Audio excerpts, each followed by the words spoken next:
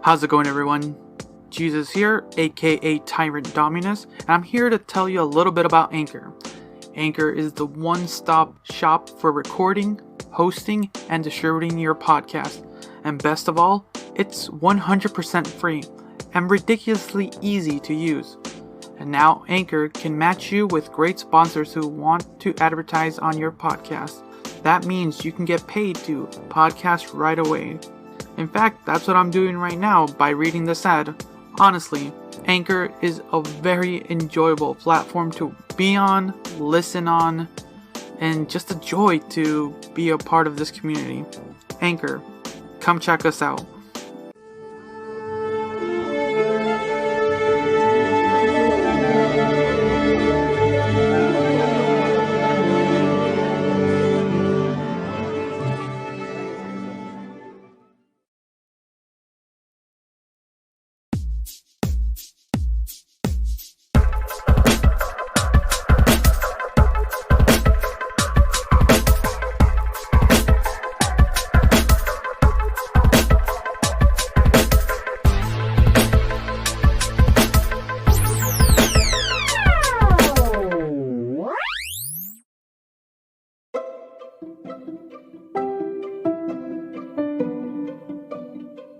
And welcome back to Reactioncast. It's your host Jesus, aka Tyrant Dominus, here to give you another movie review. This time around, we're going to be talking about the 2022 film Belle. This originally got released back in Japan in 2021, but the world theatrical release was just recently in mid 2022. But yeah, so simply put, Belle is the story of Naito Suzu, the 17-year-old high school girls, and kind of a mix of like social media, a mix of kind of a retelling of an old fairy tale, and an interesting look into kind of modernization. And I would say originally when I saw the trailer to this film, it looked very wonderfully beautifully done. I will say that for sure. When I went to go see this film, it was like the art style, there's these two art styles. You get the real world, and it changes it up a little bit and it cleans it up when you're in the digital world, when everyone's using this metaverse app where once you are in the metaverse, you have an AS, kind of your avatar, and it has a unique signature just to you. You're basically your digital fingerprint, and then it's kind of like a good sense of what we're getting ourselves into. When I saw this film originally, just seeing the trailer, I kind of got the feelings, if anyone has ever seen the anime film Summer Wars, it kind of gave me that same feeling of this kind of metaverse and stuff like that. But no, it didn't turn out to be that, actually. As I watched the film and was paying attention to kind of the story that it was telling, I was more surprised and then kind of bonked in the head, that makes sense. Title makes sense. Alright, let's get into it. For sure. So, like I said, the title of this film is Belle. It's basically, it's kind of a very good inspiration and not a retelling, but a good, interesting take in Beauty and the Beast. It has these wonderful scenes with the princess known as Belle, who is Suzu's avatar. The character of Suzu, this young girl who we learned early on she lost her mother, and she's kind of coping with this. She's kind of this distraught teenager, just kind of going with emotions. And but using this app she's able to kind of reinvent herself, and she for some apparent reason she just becomes the most popular digital diva on you, and yeah, she just becomes massively popular. And then we kind of get our antagonist, Dragon, this being that just like starts like causing destruction throughout the metaverse, or you. And you get this tale of Belle kind of going in the search for Dragon, and this is when you get these like overlaps of Beauty and the Beast, and I like how they do it. They really did a really good job like that. It hit me that it just didn't click in the beginning, but yeah, it's really nice, and it's a very sweet story. Some of the things that I will say that I found lacking was kind of the final act. There were some interesting moments, and I see what they were trying to do.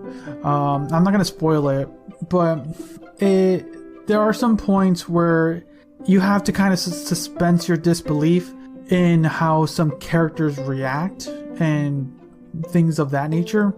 But when going through like from beginning to end, like story-wise, the journey that Suzu goes through, being this like the young girl who is like handling her emotions from everything to becoming like this diva like almost overnight.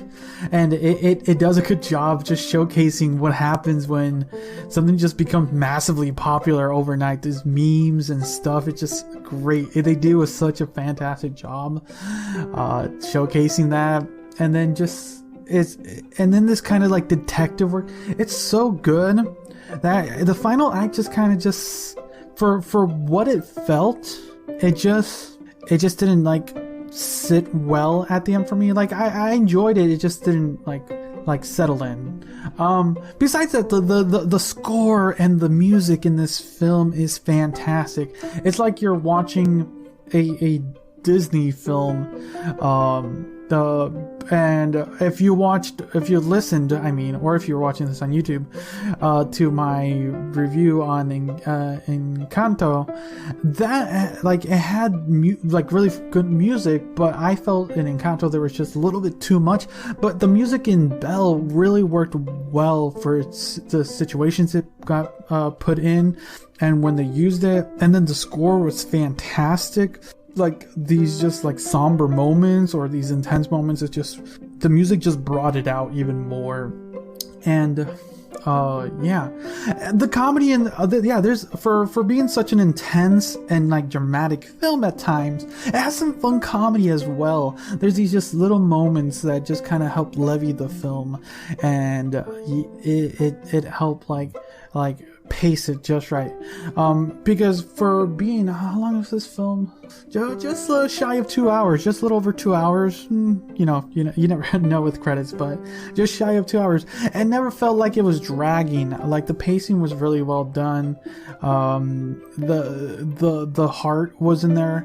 There was a few scenes towards the end that were I felt were like put in there, and it just didn't sit well. But like I said, it's like the final act is the weird one, like because it's kind of, I don't know what they were trying to narratively do. Like there is a way to explain it without spoiling. Is there a way to explain it without spoiling it? I don't know how to. I don't want to spoil it because for being a modern take on also like social media and how people interact and how people hide behind screens. It's just, and it's so weird. It's like it does an interesting job, and then also how people interact with like creators that they don't know. It's like it just such an interesting take on it. I don't know. I don't want to spoil it. It's just it's a wonderful film, and the few things I could say negatively is just like the final act. story wise. Cinematically wise, oh man, that was fantastic. It was like a wonderful final scene. Like, you just sat there. It's good. That shit. Exactly, phone. Exactly. But yeah. But that's kind of it, really. Those were my thoughts for Belle. If you have a chance to catch this film in theaters, I highly recommend it. This is the second film I've ever seen in IMAX. The original film I've ever watched in IMAX was Avatar back in the day. And Belle I watched in IMAX. I don't know really for me, I really don't see big difference when it comes to like IMAX films and traditional films. But like, I don't know, maybe it was just good. I don't know. It's a film that I would want to take a few people just to go see, because it's a wonderful story. It's a very nice telling. And if you take someone that doesn't really know, it's like, oh wait, that's Beauty and the Beast. I love that. It's so sweet. But yeah. Yeah, that's gonna be it. My score for this film is gonna be a solid 8 out of 10. I really want it. Like, it's pushing like the 9 for me, but it's just that final act and conclusion that just kind of just feels like, if you don't suspend your the sense of disbelief of kind of this reality, it doesn't make sense. But it's fine. It's a great film. Like, wonderful artwork, beautifully animated, beautiful score. So a solid 8 out of 10. Let me know what you guys thought of it. Are you guys gonna watch it in theater? Are you gonna catch it at least once? I highly recommend this one. It's a really good start for 2022, movie-wise for me. But yeah, I look forward to kind of a little bit of an update, and yeah. So, thank you for listening. Until next time, see ya.